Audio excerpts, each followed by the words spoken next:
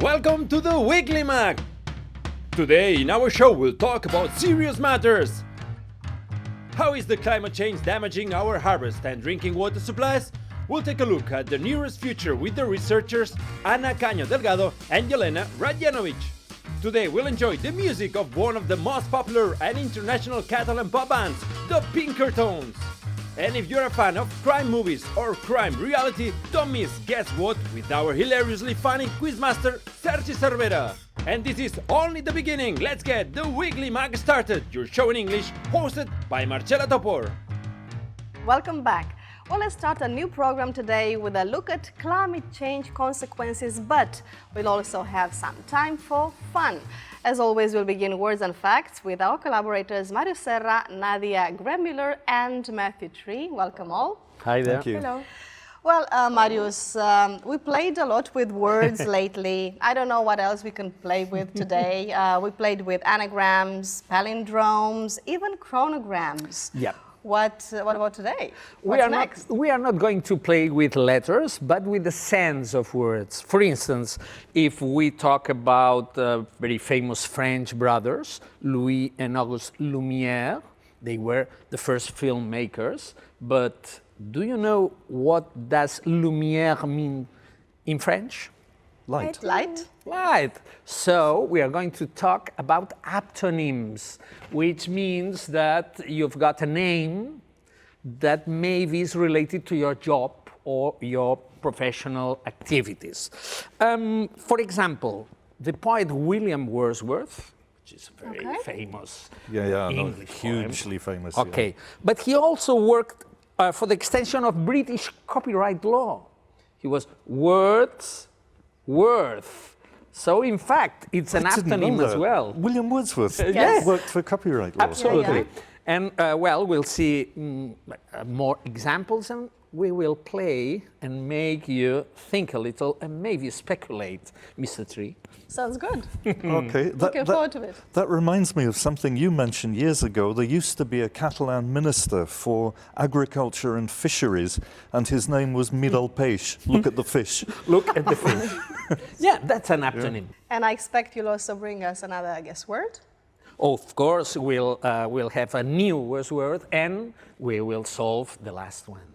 Okay, but all in due time. For the moment, we have here Nadia with us. We haven't seen you in a while, and last time, Nadia, you talked to us about things that make people cringe, right? What about today? This time I would focus on something a little bit nicer. And I went to Hospitalet and I asked people about dating apps and how they flirt. Okay, Yeah. and what was the result? Did you find people in L'Hospitalet sophisticated when it comes to flirting? Well, I'll come to their level of sophistication a little bit. We can have a look at a sample, but I also would like to know if you guys use dating apps or have used them, or if you know anyone. I have never used an app because I prefer real life. Okay. It's good. I've never used one, but I have a friend who uses I've not got exactly a friend. Yeah, Well, I've got a friend. Yes, the it's a classical. friend of mine, Yeah, you know, yeah, it's yeah. nothing to do with me personally.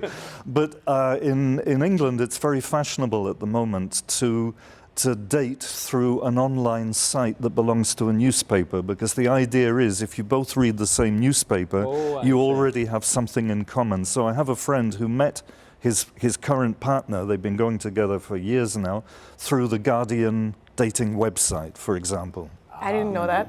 That's Yeah, me neither. Very fashionable. Okay, so we've got a small sample of people's flirting ways in L'Hospitalet, maybe? Yes? Yeah. Let's have a look. First question, are you single? Yeah, I don't really have the intention to do that. Are you currently single? Yeah. Are you single? Oh yeah. I'm not. I'm actually, well, I'm almost married. I've got a fiance now, and we've been together for 7 years. Do you have a girlfriend right now? Yeah. Oh, sorry, of course. It's like, Well, it came as a course. surprise to me, actually, because everyone else I asked was single. So I did focus on the single guys to find out why. All right, well, looking forward to see why a bit later. Meanwhile, let's go to Matthew and see what unexpected Catalan historical connections have you brought to us today, and where are we traveling? Okay, well, to a country that not many people talk about because it's a stable democracy and not very much goes on there. And the person who made it into a stable democracy is the person we're going to talk about. It's this country here. There's a picture over there. It's a paradise. It's a beautiful country. Any idea which one it is? Pura vida, I would say. Pura vida? Pura vida is, That's I think, is Costa Rica. It's Costa Rica. And they say Pura vida as a great slogan for the country. I didn't know Pura that. vida. Yeah. I didn't know They that. say Okay, that. it's Costa Rica. Costa Rica. Okay, so back in 1906, a doctor and his wife who came from the tiny little village of Balaguer moved to Costa Rica, which then was a dictatorship. And their son, Pepe Figueres Ferrer, was born in Costa Rica. But when he was very little, they told him, listen, you're very lucky because you've got two countries, Catalonia and Costa Rica, and you've got two languages, Catalan and Spanish. Don't ever forget that.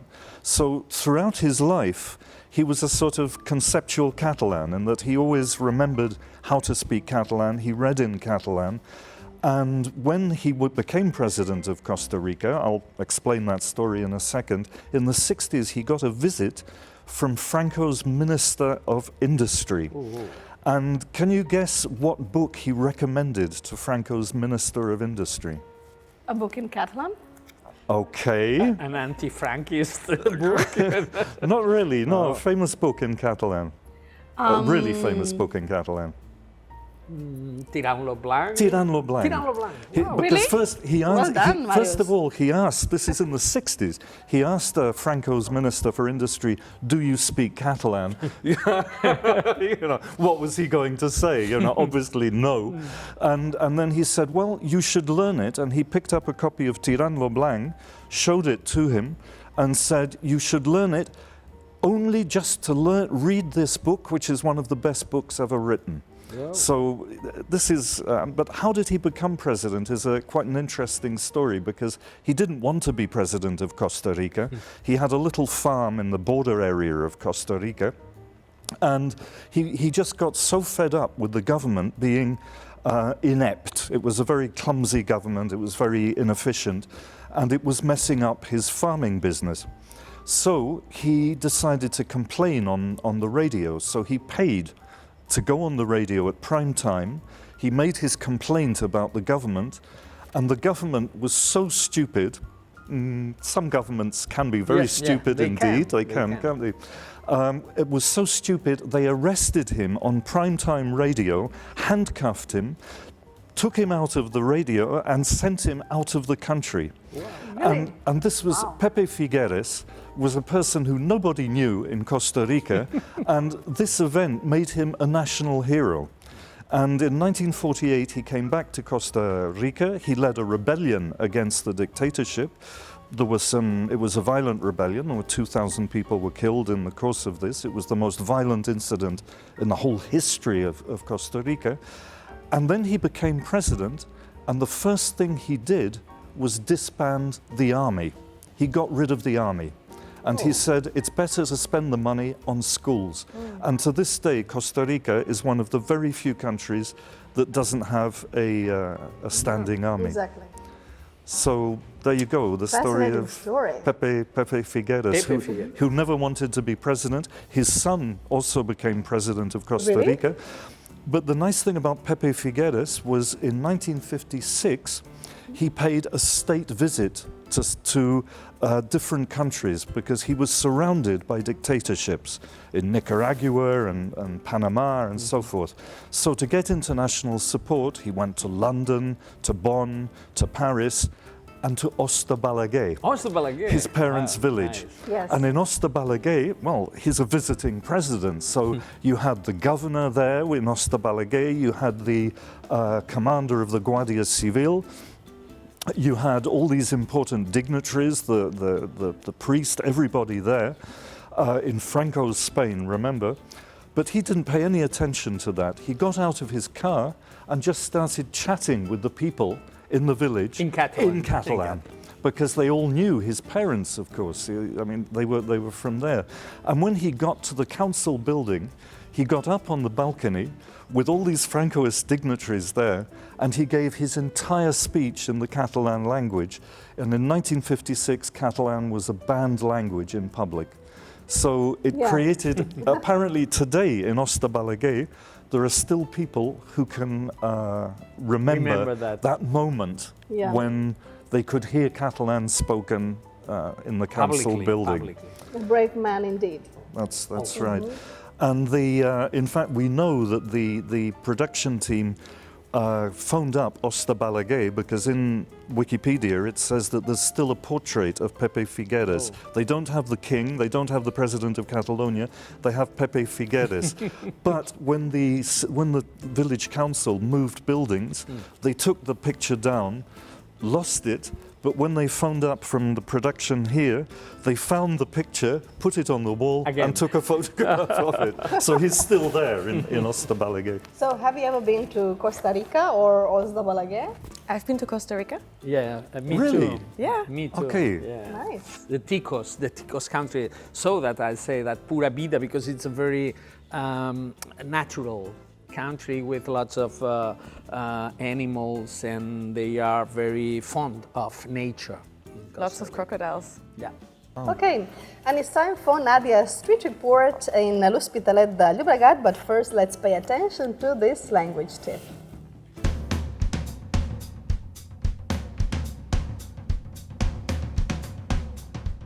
Hi again. Homophones. Homophones are two completely different words, spelt differently, but are pronounced the exact same. In English, there are quite a few homophones. For example, hare. H-A-R-E, hare, is kind of like a big rabbit from the classic fable The Hare and the Tortoise. And then of course you have the other hare, H-A-I-R, as in the hair on your head. Another one would be die. To die, D-I-E, is to stop living. The other would be D-Y-E, which is to add colour. So for example, if I said, my brother dyed his hair blue, what would you understand? Homophones are really useful for your pronunciation and also to tell jokes. Surely you know this one. What do you call a person who stabs a box of cornflakes? A serial killer. Okay, Nadia, so in your presentation before, we saw quite a lot of boys and men and just one girl. So how come? Well, I did get a few women, but most of the guys seem to be single. Maybe it's something that comes naturally, or maybe they don't know how to approach women. So I did check what kind of strategies they used. So was the level high, or what do you think? Well, I would say they could definitely use some tips, but hey, this is what I'm here for, so. Let's have a look.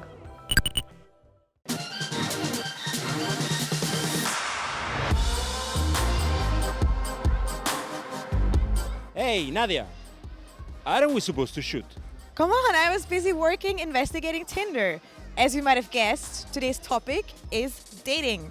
So let's find out how people these days get dates.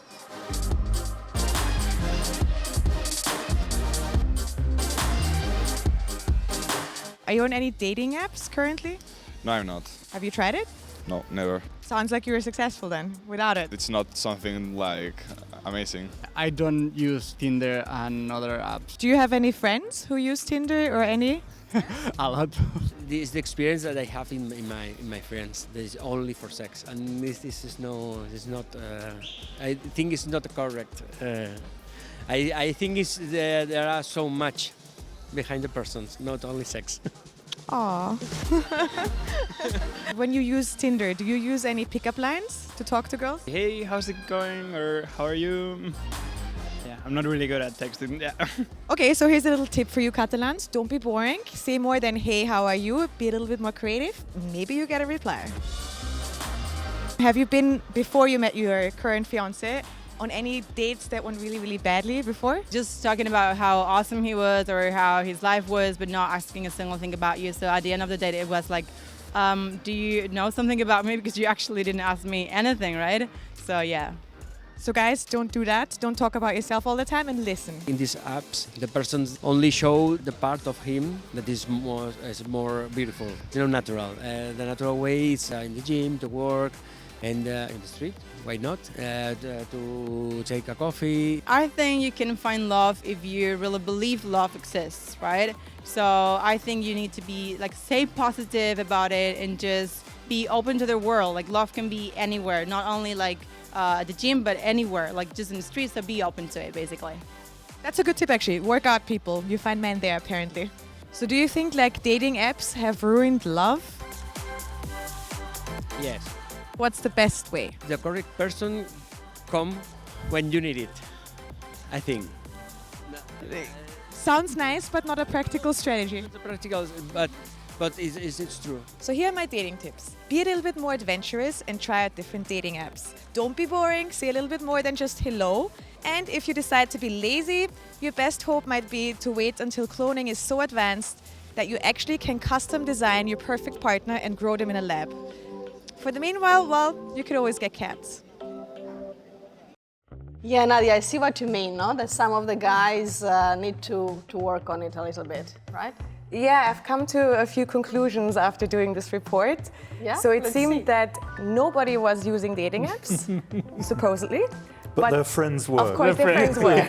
Everybody. So the question is it really true, or is it, they were afraid to admit it because maybe there's a social stigma around using dating apps?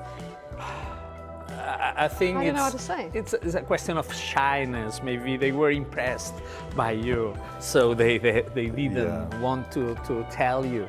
But no. No, it's weird. I do remember very well the difference between when I was in London and coming here when it came to meeting people for the first time and stuff. Because in London it was, maybe that's changed now, but it was very awkward. People didn't really know how to approach each other, and it was kind of difficult. But here, I noticed it was easy because it's all to do with the eye contact. Really? Maybe I have been doing something wrong, because for me it's the opposite. I remember when I was in London, I've never been approached that much on walking on the streets. Have you ever been in Italy? Yeah. Well, true, but compared to here, no one's ever talked to me, ever. People I find are really, really reserved and shy. Great. So what are the conclusions you got to, Nadia? Well, I do have the feeling that people seem to be less adventurous when it comes to trying out new technologies, and that they're more traditional maybe, and they're trying to use more traditional approaches. And also maybe there is a romantic notion of, love will just fall from the sky. And maybe this is something they picked up from romantic movies. That the girl told you. Love can be everywhere, street or everywhere. Yeah. I mean, I think dating apps are really good for shy people because you don't have the awkwardness of the approach. Yeah. And I think these days also guys maybe have become a little bit too lazy because it's easy on apps. You don't really have to put yourself out there. If somebody swipes left on you, you don't even know. And if someone rejects you, I think it hurts a little bit less online than in real life. Well, Nadia, let's hope that the people you interviewed could use some of your tips and improve. Right? Because looked like they needed it. Yeah. What about you guys? How did you attract your current partners? Making them laugh. What, you just that's a good strategy. The best strategy is start laughing, because if it seems it's just playing, just a game, it can be easier to get to the other parts of the thing. That's a good thing. Laughing is always good and healthy. Yeah. And I have the feeling, Marius, that we'll have some more laughs today. We'll try. Yeah, which is what you promised to us before. So what was the name of that word again? Aptonyms. Aptonyms. Yeah. Okay, aptonyms. What about them? Well, I've got this book today, this Paul Dixon's, because it's an invented word, and I took it from him. It was Franklin Adams coined the word first, aptronym, coming from patronym. A patronym, I know these are very strange words, but patronym is the name of Johansson, the son of Johann, or MacDonald, the son of Donald. Some cultures got this. And then they changed the A and the P from the patronyms to aptronyms, meaning that your name was apt to your job or something. For instance, a German psychiatrist calls Jules Angst. We've got a German speaker here. What does it mean? Angst? It means fear or anxiety. Yeah. Could you imagine to go to a psychiatrist called Julius Anxiety, for instance? I wouldn't be confident. Some of these aptonyms are antonyms as well, are not pro but contra. For instance, my favorite one, Jaime Sin. He was a bishop, Philippine bishop, right? In 1976, he was made cardinal by Pope Paul VI. So they've got at the heart of the Roman Catholic Church a cardinal sin. That's very funny. Because, well, that's absolutely logical. So we can try. I've chosen some examples so you can try to guess their jobs, right? Okay, we'll try. Our first example, Chris Moneymaker. Banker. A banker, yeah. Banker. Well, Yeah. not bad, but he was an American poker player. Right. That's Really? yeah, a famous one. Okay. In 2003, he just won a lot of money, and he was money maker, right? Another one, William Headline. Headline. Journalist. Well, more than journalist. An anchor. Yeah, he was Washington bureau chief of CNN, right? Right. And he was known of being the best name in news. Because if you are headline, you are always the first one there. And now we'll play making the other way around. I want to hear you. So I want you to speculate. I would say the occupation and the first name. You can try to complete it. Okay. Right? Okay. A Jamaican drug lord and cocaine trafficker, now convicted. He was Christopher. Heroin? Christopher Cocaine? Coke. Coke! That's it! If you are trafficking with cocaine and your name is Christopher Coke, you are showing, you are transparent, right? Good. Another one, an American television meteorologist, right? For instance, at ABC Good Morning America, Amy. Storm. Rain. Fish. Cloud. No, Rain. it's more Fog. in the winter. Sunshine? Oh, snow. Ice? Very near. Frozen. Freeze! Freeze. Yeah, and there's a British counterpart, which is Sarah Blizzard, right? Good one.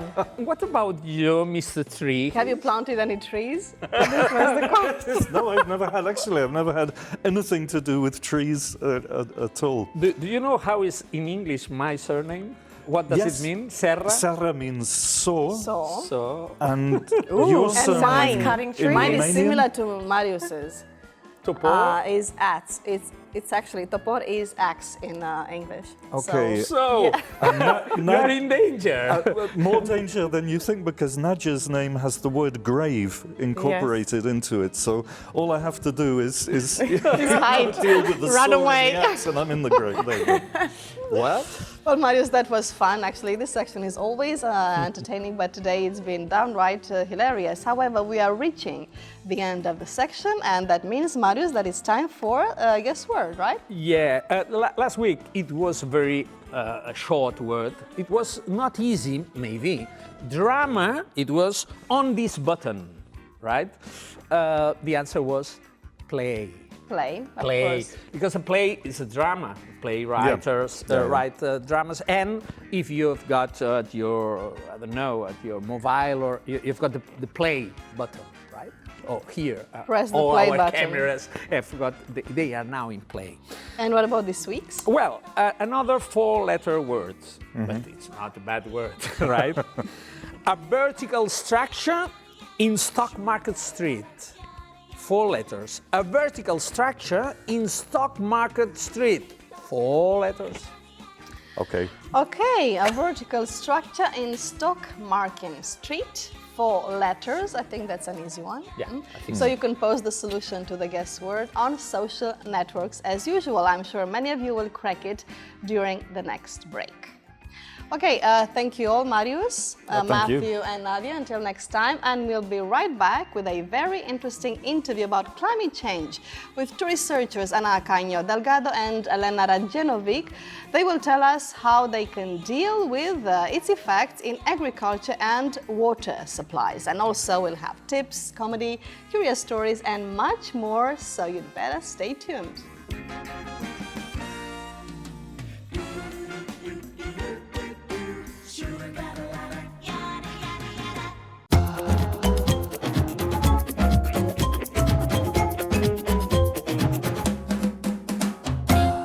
If we think about climate change, the two big challenges we face today are food and water, both essential for living. And today's guests do precisely research in these areas. We'll have a chat with them right now after the glossary. Our two guests today are renowned researchers, and the first word of the glossary is related to expertise, know-how. The know-how is the knowledge of the methods or techniques of doing something, especially when it is something technical and practical. The second concept is related to agriculture, crops, which are the plants such as wheat and potatoes that are grown in large quantities for food. The plants or fruits that are collected at harvest time are referred to as crop as well. Speaking about crops, we will also talk about a cereal, sorghum. Sorghum is a type of corn that is grown in warm countries. Its grain can be made into flour or syrup. And the last expression of the glossary is to get credit for. If you get the credit for something good, people praise you because you are responsible for it or are thought to be responsible for it. The work of today's guests is closely related to climate change. Ana Caño-Delgado is a plant scientist of the CSIC, the Consejo Superior de Investigaciones Científicas. She is working in the Center for Research in Agricultural Genomics. And Jelena Radjenovic is an environmental scientist and electrochemistry enthusiast. She's also a researcher at ICRA, the Catalan Institute for Water Research. Ana and Jelena, welcome to the Weekly Mag. Thank you for coming. And the first question is obligatory. Tell me about your research findings, taking into account that you, Ana, your specialty is biotechnology in plants. And Jelena, you investigate how to develop innovative technology for water treatment. Who starts? Ana? A plant geneticist, I'm very interested in understanding how plants grow and develop the different organs. And this is a very fundamental question. We're just interested in understanding what are the genes and what are the processes, genetic processes behind this very general and fundamental thing for Earth that is plant growth.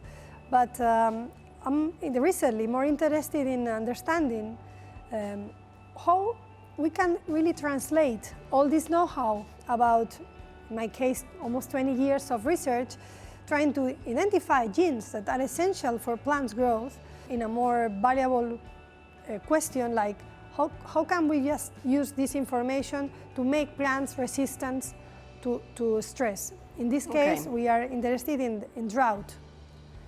Because, as you know, drought is the most important problem of agriculture. We are living a dramatic climate crisis, and drought is currently causing about 40% of the crop losses worldwide. And this represents many billions of euros every year, and also poses on a threat food security in the globe. I work with a model system that is called Arabidopsis, and this is a weed. And you don't eat that wheat, but it's extremely valuable for scientists because we use it in the laboratory. It's like our little rat. And now we have learned a lot. We are still learning a lot. We are in the process of learning, but we have just started a process of translating that into cereals. Okay. Let's go to Jelena and your research on water treatment. So thank you very much for inviting me. So I'm a water research expert, and in the past 10 years my research has been very much focused on the development of novel technologies for treating water that are mainly based on electrochemistry, actually. So what we are aiming at is at removing really those contaminants of anthropogenic origin, so contaminants that were introduced by us humans from water that are current water and wastewater treatment technologies are not doing so well. So a good example are perfluorinated chemicals, which I think they've been around in the media a lot lately.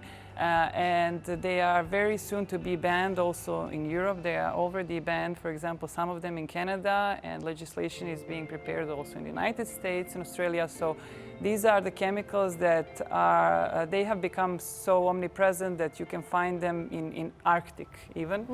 And our systems are very good in removing these chemicals from water, and this is, I think, essential because it's also something that is costing us in billions of euros. Actually, the latest report from the Nordic Council is that the damage to health in Europe, the estimated cost from the exposure to these chemicals is between 50 and 80 billion euros, actually. That's a lot.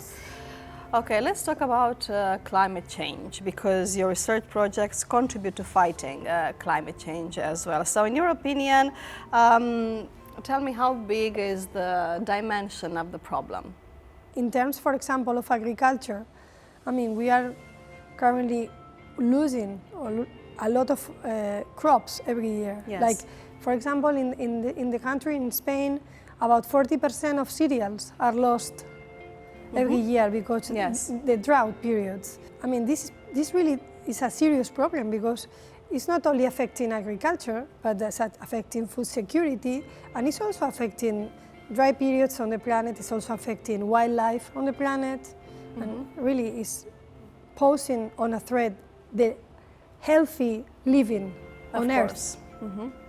And in your opinion, which are the most urgent problems? Well, now, if we look at some data, for example, a report from the Union for the Mediterranean, temperature has already risen 1.5 degrees since pre-industrial levels, and it will be 2.2 degrees in 2040. So that's a lot, right? Well, I'm a little bit skeptical with all these predictions because I think they completely underestimate the situation. Actually, if you have a look at the models that IPCC use, they all assume that countries are actually implementing measures to lower the CO2 emissions, and in many cases this is not happening. So I don't think that it's only going to be 2 degrees. I'm very pessimistic actually about it.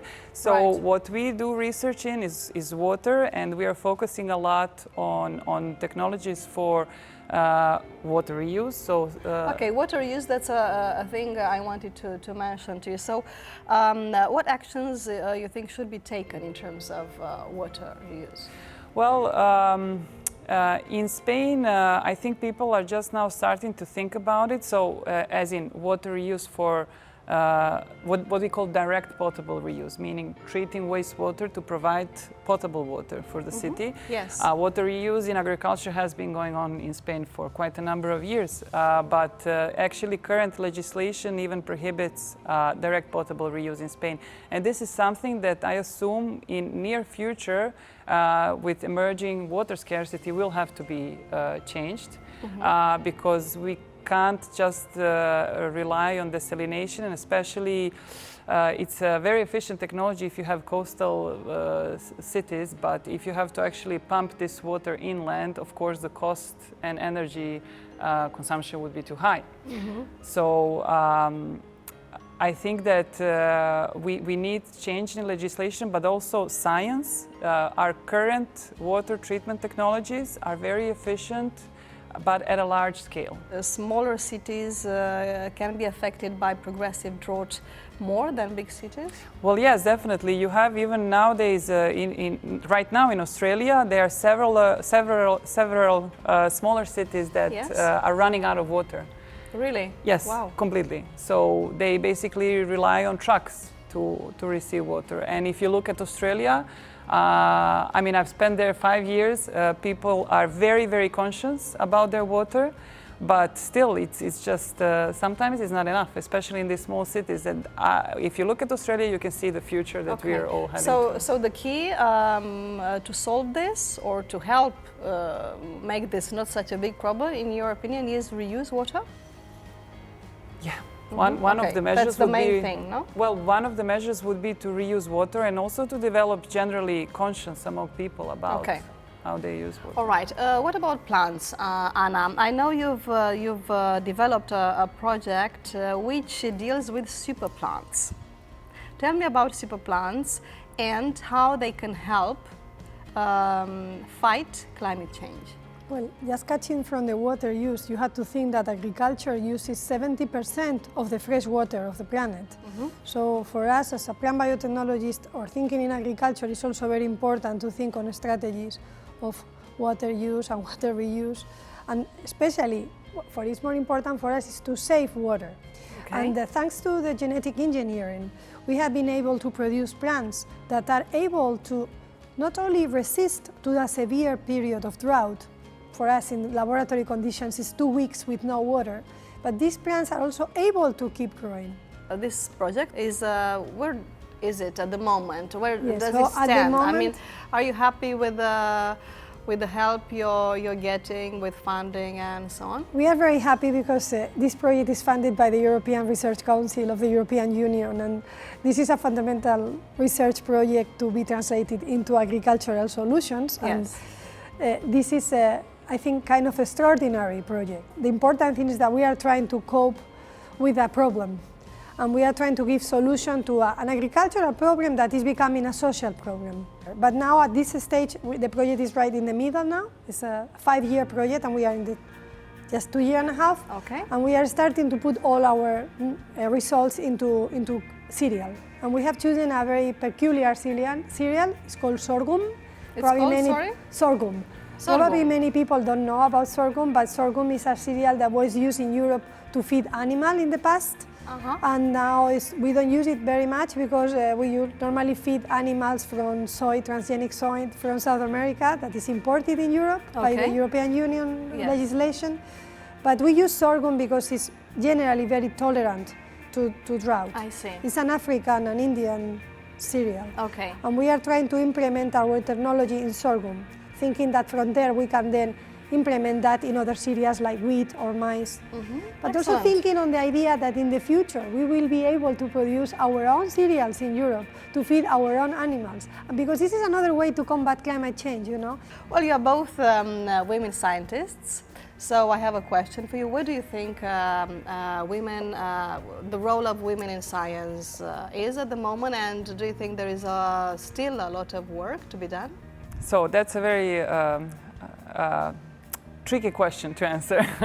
So the position of women in science, in my opinion, is much better than it used to be historically. Sure. Because, well, many women didn't really get credit for their work. And I think most people, if you ask them to name a woman scientist, they would say Marie Curie. Yes, that's right. And who else, right? So there's actually many other women that were not recognized enough, like Vera Rubin, she discovered dark matter. Rosalind Franklin was essential for the discovery of DNA later on by Watson and Crick. Jocelyn Bell Burnell, so she discovered pulsars. So there's many women like that basically were not really recognized at their time. So all these names are from past century, and let's hope that this 21st century will give more visibility actually to women scientists. Exactly, let's hope so. Yes, I feel very positive in some way because I have been trained as a scientist by a woman, as actually Joanne Corey, she's actually the one producing the super plants. Okay. With this $35 million project that she has been awarded recently. It is a really living example of a women in science, and I asked her the same question about women in science last week in a seminar, and she said that it was worse to be a plant scientist, surrounded by cancer biologists and biomedical researchers, than being a woman in science. I think, anyway, being a minority in any way is difficult. Yes. I mean, women still are a minority. You have to think that in the country, only 20% of the women reach to the full professor situation, but the labs are full of women. And this is somehow meaning that along the pathway, women are discouraging to continue their career at the maximum level. And the reasons for those can be several reasons, but certainly there is part of a discrimination, yes, especially at the high level, still is a battle that we have you to fight typically every see day. women like women and men would be 50-50 at Yes. PhD level and postdoc level, and as you go to more senior levels, it changes at maximum to maybe 20 to 80% in favor Well, of men. hopefully this will change. At least it's good that you stay positive. And we, in this program, we also like to mix culture and fun. That's why it might seem weird if I ask you, do you ever make jokes about scientists yourselves? Every day. Every day. Well, this is good because in a moment we'll have the visit of our collaborator Olga Vallejo, but that will be after a bit of humor on scientists, of course, with the giggles. I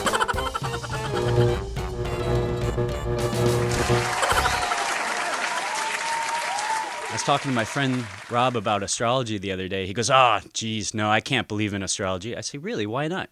He says, I'm too skeptical, probably because I'm a Sagittarius.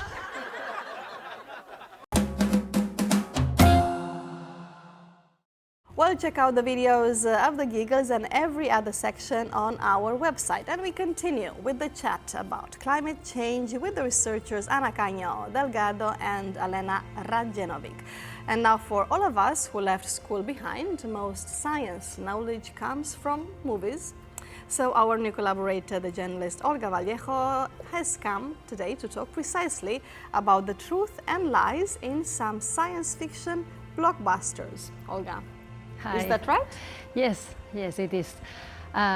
Today I want to talk about the relationship between reality and fiction, because you know that the reality surpasses fiction, but we cannot deny that there are some scriptwriters with a lot of imagination. There are a few movies about climate change, global warming, natural disasters, lack of water and food. I don't know, you have seen The Day After Tomorrow. Yes. The movie explains the consequences of unlimited consumption of natural resources. The global warming pushes the planet into a kind of ice age. There are great storms, hurricanes that destroy everything. And do you think that's, it could be a good strategy? I mean, can a movie create more environmental awareness than read the consequences of climate change on a newspaper, for example? Certainly. Well, I think so. probably I yes. think the television, all media have an extraordinary power in making people awareness of the situation. I think it has a lot of impacts. I can think my kids are impacted by seeing movies about Mars. They really want to, they think they can travel to Mars and they want to save the planet. I think it's a very good strategy to put kind of the issue of climate change out there, whether it's a movie or like what Anna said, like books for kids. I think it's, especially books for kids, is super important. Now you have more and more books for little kids, like what I read to my daughters about polar bears that are staying without their home, or a big problem of contamination in the cities, how there are no trees, no grass, and so on. So I think it's super important. Now, The Day After Tomorrow, I've seen it a long, long time ago. I can't remember if it had a happy end or not, but I think the only danger is that some of these Hollywood movies, or well, 99% of them, they always have this happy end. Like, I don't know, Bruce Willis comes and saves the planet. Unlikely to happen. And so it's not really close to the reality. Well, we have another one, Interstellar. It's really depressing. The population runs out of food and they need a plan to save the planet, and their solution is to leave the Earth. Is this a far-fetched situation? It's going to happen. I think this is, NASA, European Space Agency, are currently working on how we can just live in another place. I think we could go to live on Mars. I think this is certainly going to happen. There are many, many people interested in investing and researching in that to happen. But in the meantime, we are just occupying the interspace space around the Earth. And I think there are many projects ongoing that where they want to set stations outside the Earth, and then people is going to go and live there. And from the feeding point of view, this is also very interesting for us as scientists, because you have to think of the extraordinary power of plants to just convert CO2 and light into food. You don't need really fuel or anything. Plants are extraordinary organisms because they can just use CO2, the water, they make photosynthesis, special reaction that makes these two inorganic components to become organic component, you can eat that. And this is also very interesting from the research point of view, how we are going to think in the future, we are going to produce strategies to generate food outside the planet. Now we're going to Mars with the Martian. The history is we have a crew, is on a mission on Mars, but a storm will surprise them and they have to leave really fast the planet. But one member of the crew stays alone on the red planet. He has food just for some days and he has to stay there for years. But he's smart, and above all, he's a botanical and mechanical engineer, and he's able to plant potatoes for food. Would this be possible in Mars? Good question. Jelena. I find it hard to believe, but I'm not a plant scientist. I don't know. Is there water in Mars? There is no water in Mars. Well, there was, but not right now, yeah. So I think it will be possible in the future.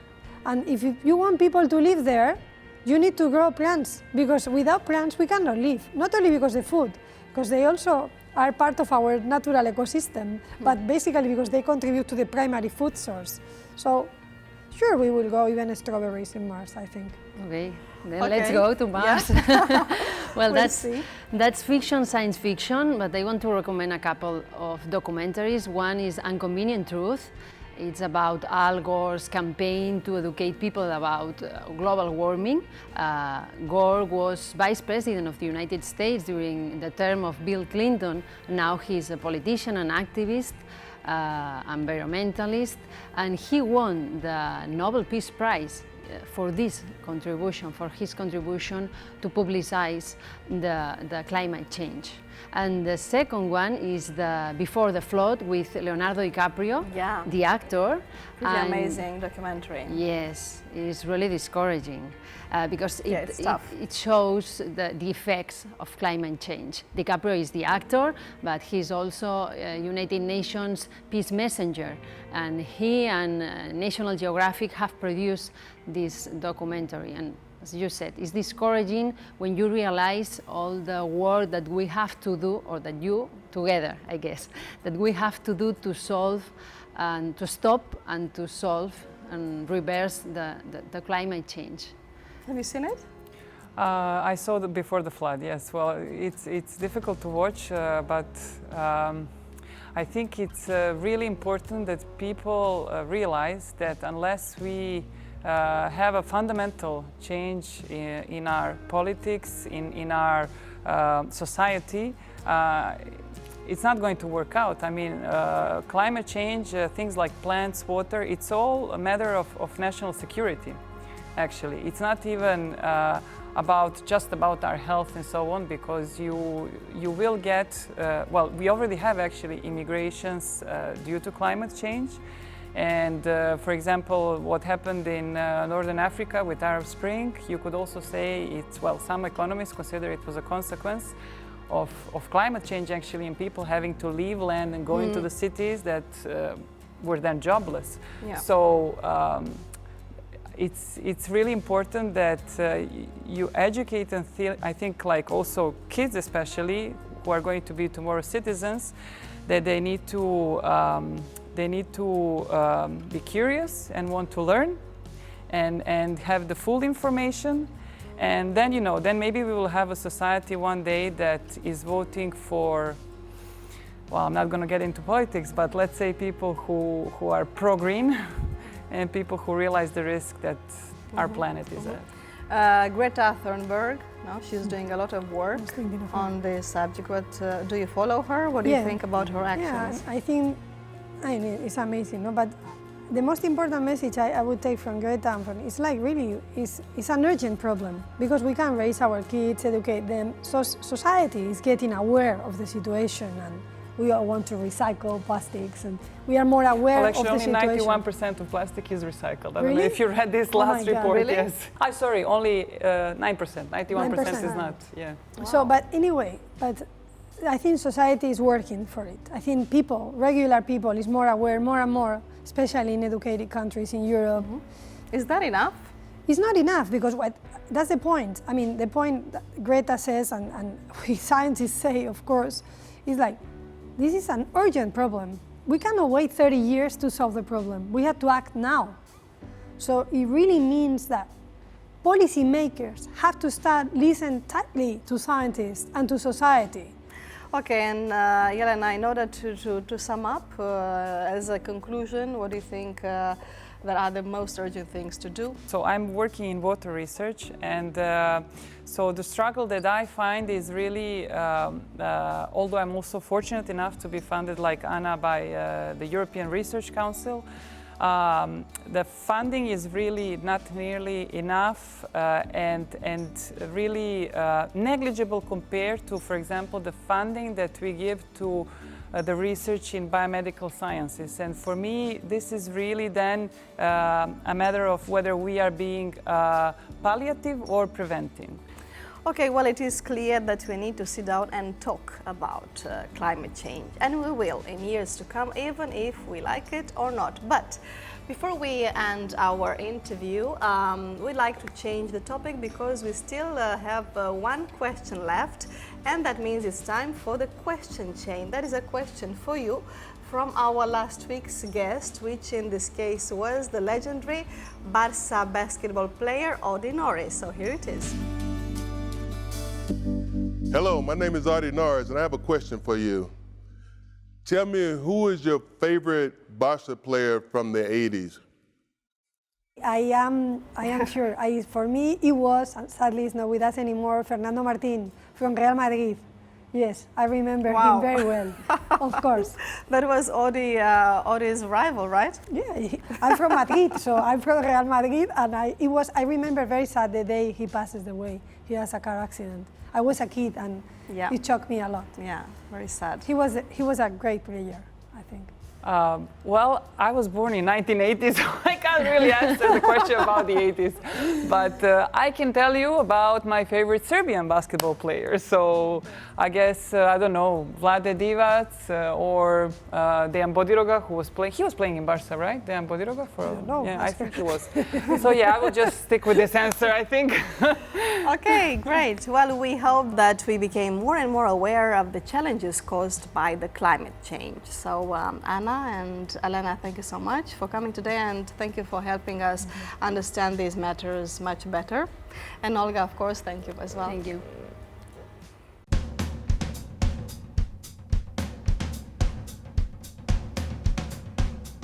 Hi.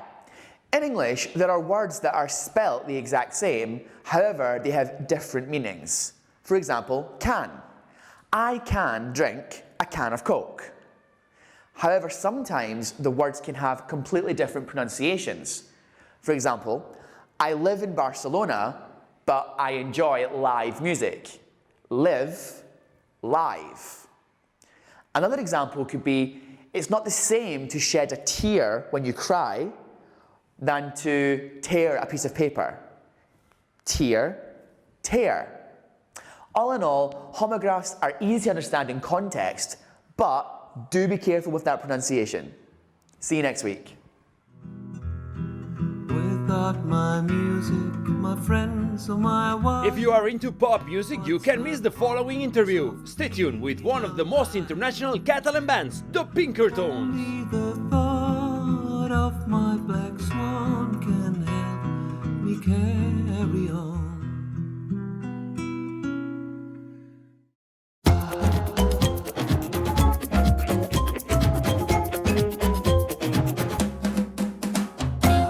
Welcome back. It's time for our Love in Translation section, and today we are going to meet Elena from Finland and Xavi, who met in the International Community Day 3 years ago in Barcelona. What started as a business relationship soon turned into something more, and now they are already engaged and live happily together in Barcelona.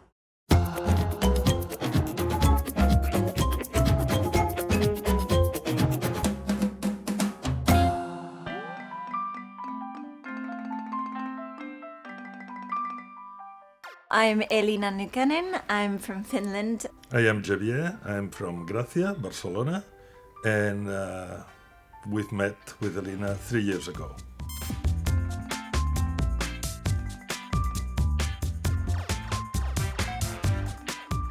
we've met in the International Community Day, and I was there in a booth. She was in another booth, both in a different situations. I was promoting an NGO that we started some time ago, and Elena was in an international program called Internations here in Barcelona. And I went to try to sell my project, and I thought he was coming to flirt. Yeah. And he says no. No, I was not.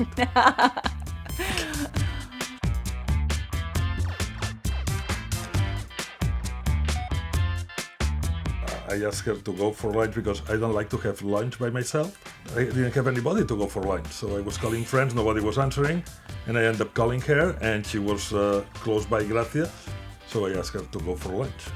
Which I never realized that it wasn't actually a date. He just didn't have anybody to go to lunch.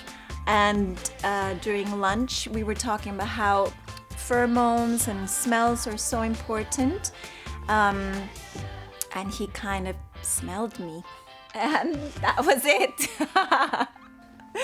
And I became red as a tomato even now, just thinking about it, because I don't usually get sniffed very often. I don't sniff very often, so, okay? Let's make a point here. Yeah. But the beauty is that it was everything totally unexpected. I was not planning to try to get a date with her or anything like this, not at all.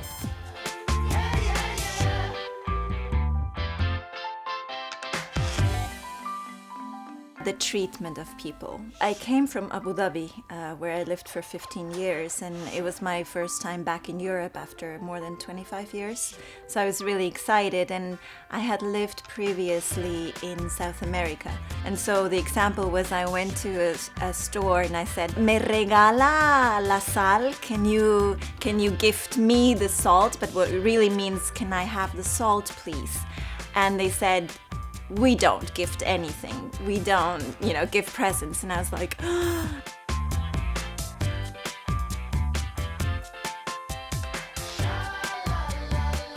pan am tumakat. It's definitely the best invention ever. And then I actually bought for my children, I bought a cagatillo. For Christmas, when we are here in Finland, they put some branches on the entrance, because obviously in Finland, they need to clean the snow before they get into the house.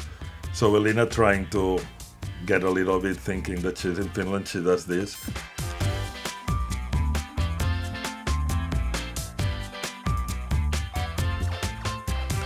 I definitely will not adopt some.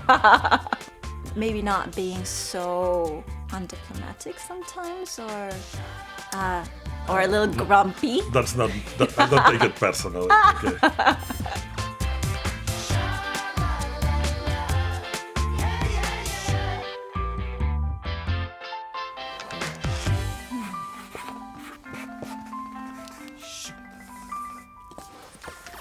When I wear a black shirt, that is not very often because I don't like it that much neither.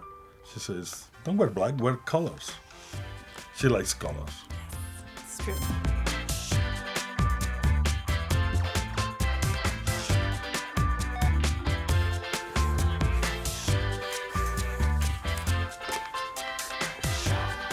I don't think he could do without it. It depends on the situation, depends of the hour, depends where I am. And sometimes you think that just living without anything, it's very convenient, very comfortable.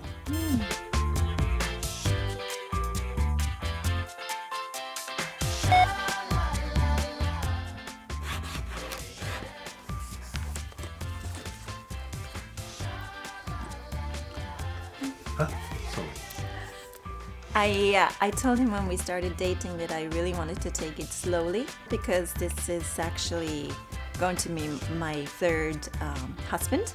We're engaged. And a week later he told me he loves me, and I was shocked, and a week later he asked me to marry him. And my answer was actually, if I ever got married again, it would be with a man like you. And she left me on the day after my birthday. And 2 weeks later, we were dating again, and 3 weeks later, she was leaving. We were living together. So yeah, it was very slow. Yeah, it was a very slow process.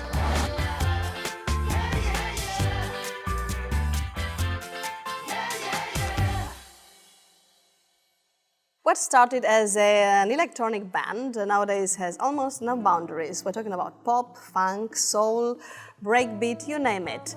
After almost 2 decades of history, they have played on every continent. Over the years, they have become parents as well, and that opened a new window for their creativity, music for children. And today we are very, very happy to have with us the Pinkertones, Alex Lluvét and Salvarei. Welcome. Thank you. Thank you. Well, one of your last projects is here. It's called Flo and Rolf, right, in the Amazon.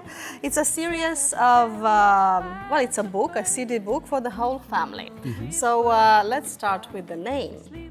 Who is Flor and who is Rolf?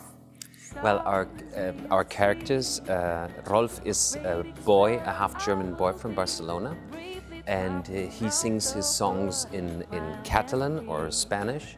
And Flor is a half-Mexican girl from New York, and she sings in English.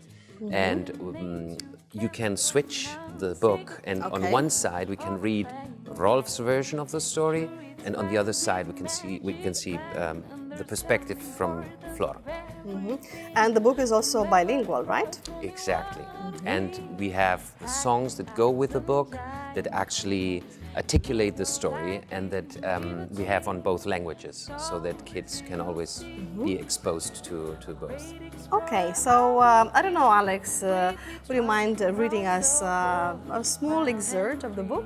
Sure. Let's see. We could do something with the song I Want to Be an Explorer. Okay, Yeah? sounds good. So normally we would sing the song. Now we can just read it. I'd like to climb the highest mountains, dive deep into the 7 seas, cross a desert, discover fountains, find a hidden path between the trees, walk, observe, listen and learn, set up a camp, a fire to burn, cook a meal with what you've got, and sleep till the break of dawn like a dog. Someday you'll see a great explorer I will be, bravely traveling around the world, wild and free. Wild and free. Wild and free. Would you agree with the fact that diversity and the respect for nature are important elements of the series?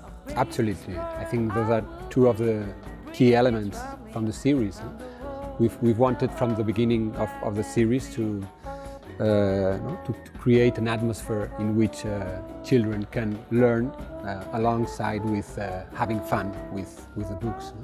Yes, and diversity is a very wide concept. So you can, within this thing of celebrating diversity, you can include many different aspects that we try to include in each book, so that we can at least try to help and create better people for the future. Do your daughters, I know you both have 2 daughters, Mm-hmm. right? Do they help you find new ideas for the series? I think our daughters are the 2 more exposed on one side and critical as well, no? Yes. With our work, because basically they are the first one to listen to the lyrics and to the songs. So the first reactions from them are always How old important. are they? No? Mine are 6 and 10. Mine are 7 and 12, Okay. almost 13. Okay, so similar ages. Yeah. Yes. Yeah. So basically, Rolf and Flora started because we became parents. So yeah. Well, we have more things here, actually. We have another book here near Salva. It's a small book which is, well, it's aimed at teaching us how to play a really original instrument, the ukulele. Yes. Right, Salva? Yes. I came across the ukulele very randomly. We were on a weekend in London with Alex and his wife, and I was there with my wife as well. And we ran into this shop, and it was a ukulele shop, and it was called the Duke of Uke. I was completely blown away, I had no idea. So, a few years later, I was so much into the ukulele that when we started this series of Rolf and Flor, it became the natural instrument. And at some point, I started to teach music through the ukulele. It's a poor instrument, 4 strings, but you can do a lot with it, and it works really nice. You can So play... would you mind giving us a small demonstration? Yes, Yeah? of course. I mean, we can play very obvious rhythms, like things like with a very easy finger position. There's some really beautiful chords that you can very easily learn.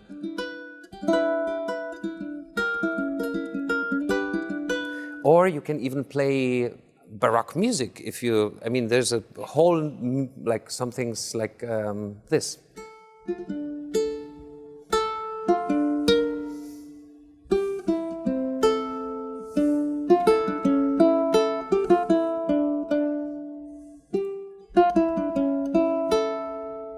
Things, Sounds beautiful. Yeah. So, well, all we can tell our viewers is take Salva's word, and you know, ukulele is a very easy instrument, and you can get hooked very easily and learn very easily as well. Yes, and not only the instrument, but also the concept of music. Wow, new things and interesting things as well. Well, I must say I'm quite impressed by your work, guys, because you do so many different things, and one of your latest projects is totally different. This is a collaboration between the Pinkertones and Quartet Brossa. The whole world may be falling apart, but I keep listening to my heart. Loving you. I could die tomorrow from happiness or sorrow. So tell me about it. That was a huge challenge for us. Oh, yeah. And a very exciting new project where to investigate new sounds and ways to express and to tell a story through music. No? And basically, it's the life of Leon Theremin, great inventor, but also an amazing character as a person. No? And the album tells his life, basically, through songs. It has 3 movements. Yes. You want to... Yes, I mean, as Alex was saying, not only his work is amazing. I mean, Leon Theremin was one of the biggest scientific personas of the 20th century, and he certainly deserves a place near people like Alan Turing, but it's very strange that no one has actually made him his own, because he was also a spy. So he worked for both the KGB and the CIA, and so no one wants to know anything about him. And it's you know, he is a very typical person of globalization. Like, it's like, who is making the homage? Somebody from St. Petersburg or from New York? No, like some guys from Barcelona. No, so that's also, I think, very, very you know, it makes sense for the persona of Leon Theremin. Mm-hmm. And his life is as amazing as his work. He basically was the first cultural ambassador of the USSR. He invented the first electronic instrument 100 years ago. Just to make a comparison, in my grandfather's village in the Pyrenees, they had light. The first had light in 1925.